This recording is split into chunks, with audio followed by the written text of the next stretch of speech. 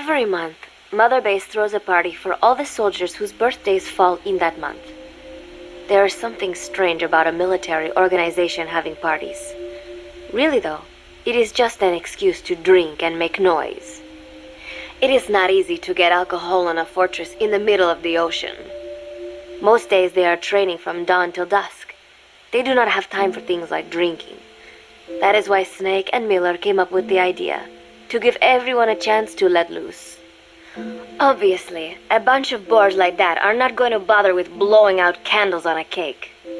Rather, they sit there in a cloud of cigarette smoke, drink beer, eat meat, tell tasteless jokes, and swap crude insults about one another's hometowns. But it hardly ever breaks out into something serious. They talk up a storm, but they're just having fun. It is funny. You have got members of FSLN rubbing shoulders with the UCLAs, people who once would have considered the other mortal enemies. I wonder if that is what makes Big Boss so popular. In leaving their countries behind, they leave their hatred for other countries too. Miller seemed a little protective of me. Hope they're not being too crude, he said. But soon enough, he too was drunk. He yelled, "Come here and take a look at the real Kazuhira Miller," then dropped his pants and mooned everybody. The other soldiers burst out laughing. I have never seen such a crude, ridiculous party before. And yet, all these people, laughing and acting the fool. Is this what they call peace? For some reason, I began to think about all that has happened since I came here. Fishing with Chico, cooking with Amanda and Cecile, playing soccer, having visitors when I caught a cold. When I stop and think about it, my time here has been the most peaceful of my life. But that is about to end. I cannot imagine he will be willing to negotiate. It seems I am to fight the legendary Big Boss. I do not know if I'll be able to beat him, but if I have to choose between death and defying Cypher, I will gladly choose death. The thought of dying does not scare me. But if I disobey my orders, the fear and despair awaiting me will be far worse than anything I can imagine. It was Cypher who took me in as an orphan, gave me food and a place to live. His orders may have been unreasonable, but I will never repay my debt entirely. It seems I have no choice. I must fight this man. I must fight Snake. Do you know Miller? Snake's right-hand man, apparently has got at least one serious weakness. He is an insatiable womanizer.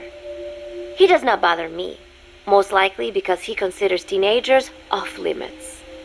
But he has hit on every single one of the few female soldiers here at Mother Base. They ought to be telling him where to stick it, but end up falling for it so easily. I think some of it stems from the fact that he is actually not that bad looking. Anyway, today, that nasty habit got him in trouble.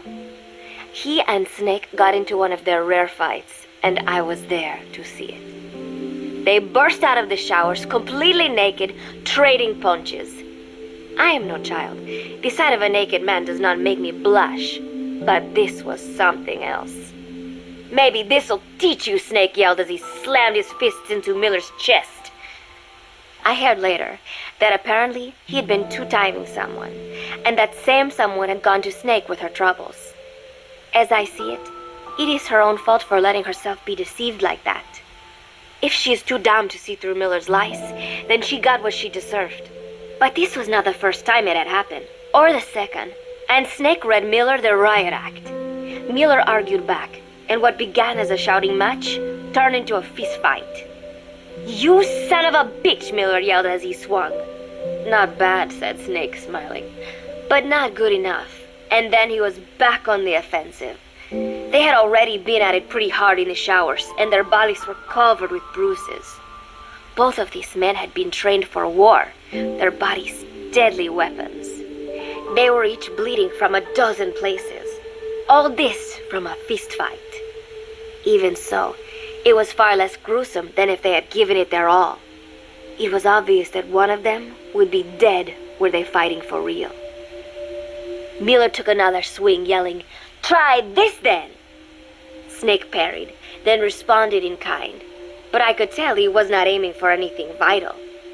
"You are one tough bastard, boss," Miller muttered. A smile crept across his face as he caught his breath. And then they went right on fighting. Blood and sweat flew off their glistening bodies. It was combat without hatred or hostile intent. I had never seen violence like this before. And yet, it was more than just a friendly tussle. They were utilizing every technique they knew. It was not a sporting match. They were not playing by the rules. How could they keep this up? At last the two men tired themselves out, and the bizarre scene came to an end. They looked at each other's battered bodies, and then burst out laughing, embracing and congratulating each other on a good fight. It all seemed so idiotic. I still cannot fathom such behavior. But somehow, I got the sense that for all his womanizing, Miller really only trusted one person, and that was Snake. There was no way I could ever come between the two of them, and at that thought, I began to feel as if I had lost.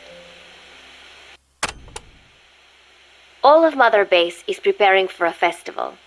Since Snake and his soldiers spend so much time fighting, they are setting aside one day a year for peace and relaxation. I do not know all the details, but apparently that is what Snake and Miller decided. These soldiers love the idea, of course. There is so little fun to be had here that everybody looks forward to events like these.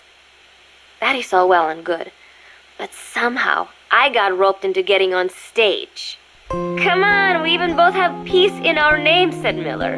"And Zadarnov, that old Ruski's name, has something to do with peace too, right? Hey, as long as we're having a day of peace, we ought to get an act together. The Three-Piece Band." I thought he was joking. He then proceeded to share his idea without bothering to check with me. And now, I am slated to sing. Apparently, he had heard me on the deck one day, and since then he's wanted to form a band. Everybody's looking forward to it, so there is no way for me to back out now. I have never done anything like this, but it does feel kind of nice to know that people are looking forward to it. I mean, it cannot be any worse than Miller's singing. But modifications to Zeke are already finalized, and I must complete my mission. Betray Cypher now, and I will face a fate far worse than death. Still, there's no need to put things in motion just yet. What difference would it make to just wait a little while longer? A whole day of peace. The mission can wait until after that. Can it not? I know I am only delaying the inevitable. When the day comes, one of us will have to die. Snake or me. But still, if I could just come up with some way to stall Cypher, at least until our day of peace. When did I start having thoughts like this?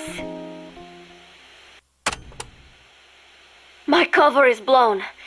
They know nothing of Cypher or my true objective, but they know I am a spy. There is no more time left. I must act now. I must complete my mission. How did it come to this? All I wanted was 3 more days. Just 3. Miller's already finished writing the song. It is called Love Deterrent. It is about a girl who cannot express her true feelings. I have been practicing. I am no pro, but I was pretty sure I would do a decent job. And now this. Cypher found out that Zeke was complete. He must have someone inside Mother Base besides me, spinning his tightly wound web of control, leaving no room for individual will. Typical. When they found out Zeke was complete, I was ordered to execute the operation immediately. If I was going to enjoy just 1 day of peace, I had to ensure the plan could not move forward. I tried to sabotage Zeke. I thought by damaging the drive system, they would have no choice but to delay their plans. I waited until midnight, and then snuck into the hangar. There would be trouble if it looked like sabotage. I selected one of the drive system's load-bearing parts and carefully worked to warp its shape. The leg's drive system requires a high degree of precision to operate. Even the smallest deviation would have done it. Then, Chico walked in. Maybe it was one of those nights where he could not sleep. In any case, he saw me, panicked, and took off running. It would have been easy to kill him, but I could not. I know he likes me. It is not as if I would ever have an interest in a child like him, but I could not pull the trigger. Not at him, not in the back. Will he tell them? Or is there a chance he will keep it a secret? Protect me? No. He knows now. Knows I am not who he thought I was. He ran without even questioning what I was doing. There is no chance he does not know. And soon, all I have built here will end. And if Cypher has another agent among them, if he finds out I tried to sabotage Zeke, this place will no longer be my heaven. Then it is settled. I make my move now. Chico walked in before my sabotage was complete, so Zeke should still be operational. It might not run at full speed or power, but I do not have time to fix that. Without Zeke, I do not have a chance in hell of winning. I must act fast before Chico sounds the alarm. I knew it would come to this. I just did not think it would be so soon. It is time, Zeke. Metal Gear Zeke. Activate.